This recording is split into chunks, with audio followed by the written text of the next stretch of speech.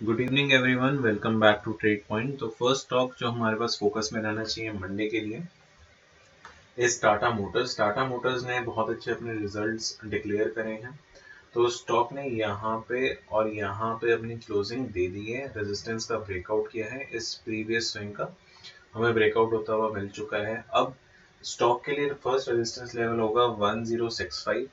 Okay, अगर stock gap up open होता है तो हमारे लिए अगर एक लॉन्ग अपॉर्चुनिटी बन सकती है या फिर एक शॉर्ट अपॉर्चुनिटी बन सकती है। We have to see, because market में अभी प्रेशर है तो उसके अकॉर्डिंगली हमें काम करना पड़ेगा। नेक्स्ट स्टॉक है हमारे पास H D F C A M C. H D F C A M C currently एक हाई से 4000 के लेवल से 3600 आ चुका है। यहाँ पे अगेंस्ट स्टॉक ने एक रेजिस्टेंस फेस किया, जो यहाँ पे फेस किया था, सेम इसी लेवल के आसपास स्टॉक ने रेजिस्टेंस फेस किया। अभी स्टॉक वापस से बॉटम पे आ चुका है, तो यहाँ से एक एग्रेसिव सेल हो चुका है। उसके बाद एक ये जो है, ये मैं जस्ट एक रिट्रेसमेंट बोलूंगा छोटा सा। अगर स्टॉक कभी भी 3600 के लेवल के नीचे निकलता है तो हमें एक शॉर्ट सेल का ट्रेड मिल सकता है 100 पॉइंट्स का। तो आप उसको शॉर्ट करने के लिए देख सकते हो, शॉर्टिंग लेवल इस 3600 के लेवल के नीचे ही बनेगा। Next stock Britannia. Britannia industries में हमने बात करी थी कि ये एक बारी 500 के लेवल 5000 के लेवल पे मिल जाए। आपको एक चांस दिया, 5000 के लेवल पे ही ओपन हुआ, वहां से एक अपसाइड आ चुका है। अब इंट्राडे के लिए प्लान कर लेते हैं स्टॉक को। स्टॉक को इंट्राडे में देखने का बेस्ट तरीका क्या है? अगर हम 5 मिनट टाइम फ्रेम पे चलेंगे तो यहाँ पे आपको देखोगे कि यहाँ पे एक ब्रेकडाउन हुआ, उसके बाद स्टॉक नीचे आ गया। अभी यहाँ पे ही स्टॉक ने एक रेजिस्टेंस फेस किया। अब स्टॉक जब इस बार 5120 के ऊपर निकलेगा तो आपको एक अच्छा मोमेंटम मंडे को देखने को मिल सकता है। Next stock is Bharat forge. Bharat forge में हमने डिस्कस किया था, एक कप एंड हैंडल का ब्रेकआउट हुआ है, तो ब्रेकआउट कैंडल हमारी ये है।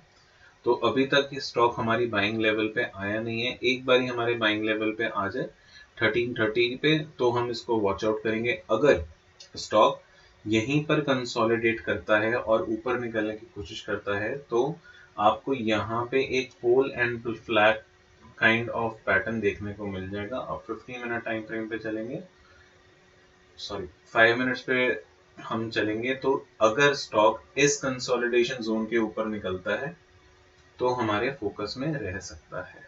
Above this zone stock focus में रहेगा। छोटे टारगेट होंगे, ज्यादा बड़े टारगेट नहीं रख सकते अभी। तो जैसे ही स्टॉक एक फ्रेश ब्रेकआउट अपसाइड देगा तो हम एक बड़ा प्राइस के लिए देखेंगे। अगर यहाँ पे रीटच के लिए आएगा नियर 1350 1330 तो हम वॉच में रखेंगे। नेक्स्ट स्टॉक हमारे पास है परसिस्टेंट सिस्टम। परसिस्टेंट सिस्टम में यही बात हुई थी कि अगर स्टॉक 3300 के नीचे जाएगा तो स्टॉक वीक हो जाएगा, बट स्टॉक ने एक्चुअली शो किया कि ये इसके लिए इम्पोर्टेंट जोन है, इम्पोर्टेंट डिमांड जोन है। बिकॉज पीछे अगर आप यहाँ पे देख रहे हो तो आपको यहाँ पे एक डिमांड आती हुई मिली है, यहाँ से एक फ्रेश ब्रेकआउट हुआ था स्टॉक में।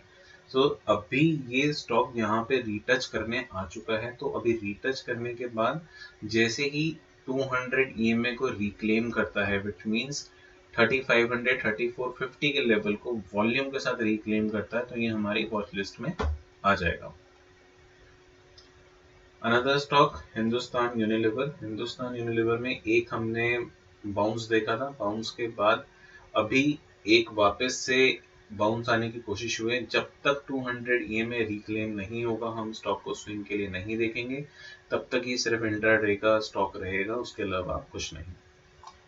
Another stock astral. एस्ट्रल ने एक्चुअली ब्रेकआउट दिया है स्टॉक ने, बट परफॉर्मेंस देखना इंपॉर्टेंट होगा हमारे लिए, बिकॉज आजकल बहुत ज़्यादा स्टॉक्स एक ब्रेकआउट फेलियर की तरह रिएक्ट करते हैं। बिकॉज मार्केट प्रेशर में आता है, स्टॉक परफॉर्म करना चाहता है, मार्केट प्रेशर में आता है, उसकी वजह से प्रॉफिट बुकिंग देखने को मिलती है। तो अगर स्टॉक एस्ट्रल अगर 2165 के ऊपर निकलता है तो हमें फोकस में रखना ज़रूरी है, हमें एक अच्छे पॉइंट्स कैप्चर कर सकते हैं। Another stock Escorts. स्कॉट्स में यहाँ पे स्टॉक ने एक ब्रेकआउट दिया है, ये हमारा रेजिस्टेंस था, रेजिस्टेंस को ब्रेक किया, ब्रेक के बाद आपको एन पैटर्न दिखा, करेक्ट, ठीक है। तो ये एक फ्रेश ब्रेकआउट है।